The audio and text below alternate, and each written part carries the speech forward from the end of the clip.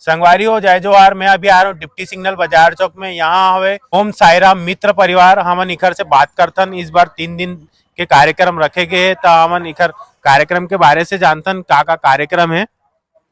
भैया अपन के कार्यक्रम के बारे से और अपन मंडली के बारे से बताओ। हमारे मंडली के नाम ओम साईराम मित्र मंडली है। अब यहाँ कार्यक्रम साईं बाबा पालकी निकालते जो अब ओखर बारे में आप मन उद्देश्य लेबर आहो तो मैं बताना चाहता हूँ कि 7 तारीख को हमारे साईं बाबा के फोटो की स्थापना हुई से आज है ना। और वैसे ही कल दूसरा दिन है जेमें बुधवार 8 तारीख हरे और में कार्यक्रम में कल जो संध्या आरती है हमारे बाबा जी की आरती है, संत श्री सदगुरु साईनाथ महाराज के आरती है।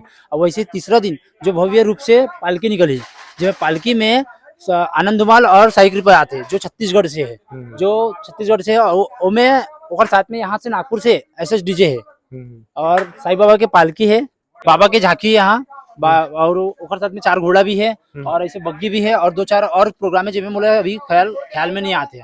और ऐसे सब आप सभी दर्शक वासियों से और यूट्यूब चैनल वाले से निवेदन है कि सब देखे पर यहाँ ज्यादा से ज्यादा जनसंख्या में आओ और भाई के चैनल सब्सक्राइब करो।